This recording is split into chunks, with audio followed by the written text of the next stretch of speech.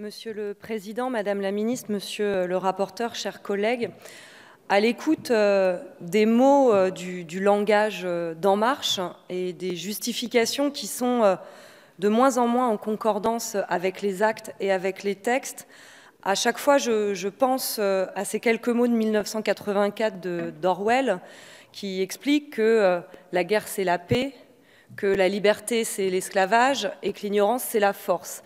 Et aujourd'hui, avec ce texte, vous essayez de nouveau, par ce langage bien maîtrisé, de nous expliquer que finalement la liberté d'informer, ce serait la censure. Je ne m'attarderai pas très longtemps, puisque mon collègue Stéphane Peu l'a fait, sur la méthode. Juste quelques mots.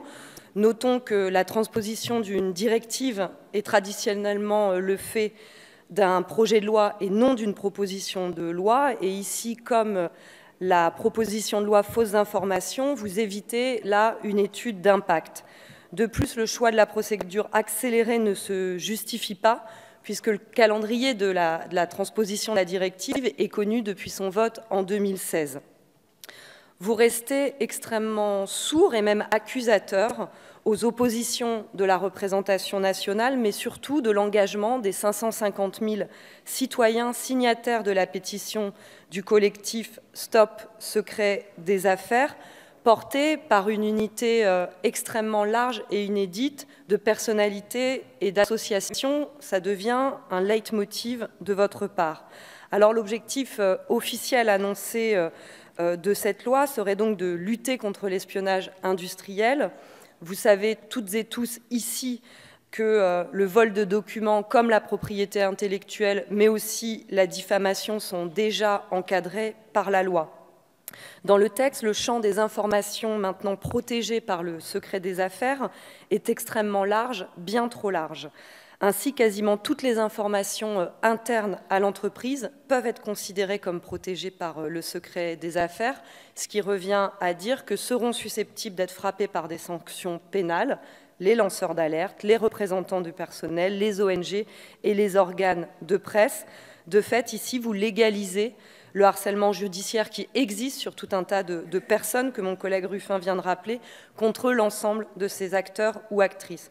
Pire encore, la charge de la preuve sera portée par ces mêmes acteurs et ce ne sera donc pas à l'entreprise frauduleuse de se justifier, mais aux lanceurs d'alerte, aux journalistes, aux citoyens de prouver la véracité de ces propos devant un tribunal. Ainsi, la belle formule de l'accordaire perd tout son sens. La loi n'affranchit plus, mais opprime les plus faibles. En réalité, elle permet de museler tout contre-pouvoir et freiner cette demande pressante et extrêmement légitime de transparence de la part des citoyens. Oui, les citoyens ont le droit d'être informés sur des sujets qui, en plus, les concernent directement, parfois des sujets même qui les rendent malades. Oui, ils ont le droit de s'opposer à l'insolence de l'oligarchie financière.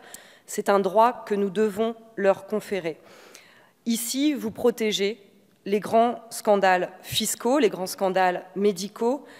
Disons-le, toutes les enquêtes sur l'évasion fiscale relèvent du secret des affaires. Ce que vous mettez en danger, c'est la possibilité que soient révélés des scandales comme celui du Mediator, du bisphénol A, des Panama Papers ou LuxLeaks. De même, la mise à jour de scandales sanitaires ou sociaux relatifs aux grands groupes ne serait donc autorisée que par les patrons de ces sociétés. Si ce n'était pas aussi grave, ça pourrait nous faire rire.